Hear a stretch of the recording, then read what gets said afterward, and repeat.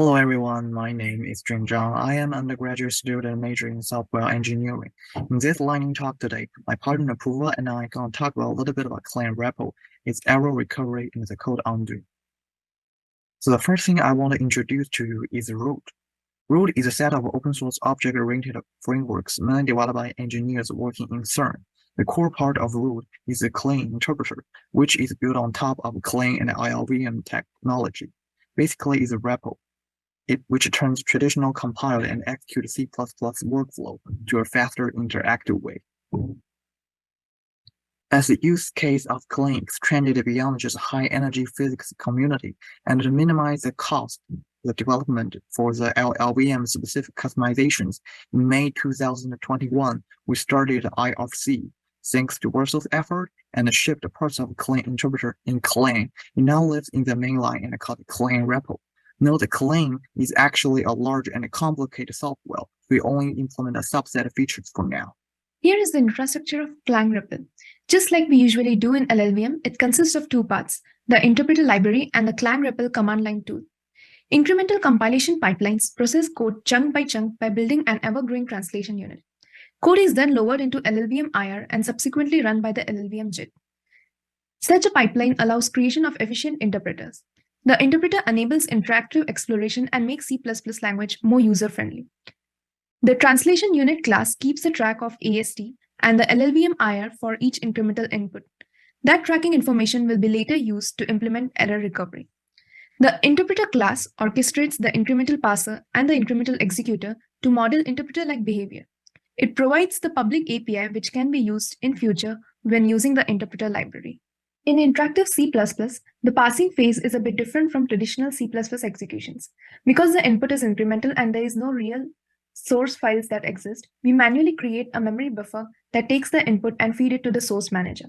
Thus, the incremental parser class is responsible for drawing the Clang parser and code gen and allows the compiler infrastructure to process more than one input.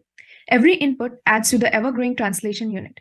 That model is enabled by an incremental action which prevents teardown when handled translation unit. The incremental executor class hides some of the underlying implementation details of the concrete JIT infrastructure.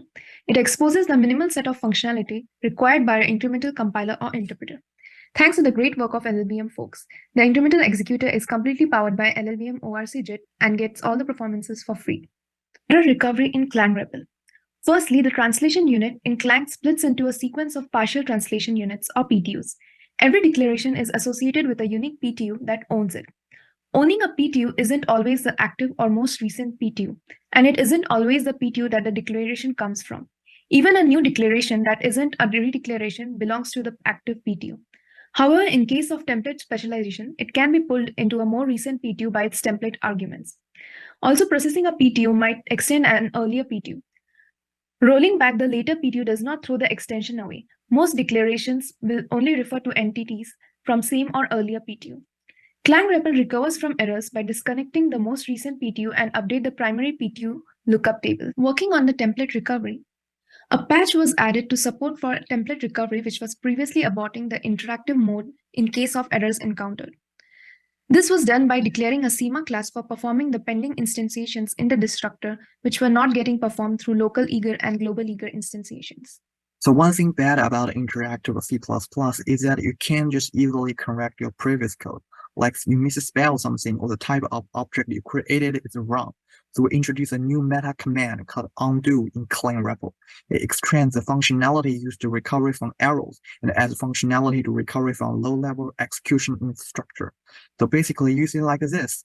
Use the percent prefix to indicate this is a meta command and the last input will be magically eased away. The current implementation about undo support in Clang-Repl is easy and straightforward.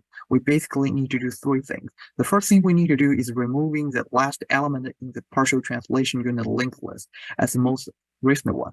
Then we need to remove the relevant information maintained in JIT. Note this is not always happens, as sometimes you may pass F syntax only, so the JIT won't run. At last, we also need to let parser do some cleanup work, like clean up the lookup tree. Currently, Clang-Repl is still in the early stage, and we are continuing working on it. In the future, we might want to export it as a production-ready library, so the users like Clang can use it directly. And that's all. Thank you.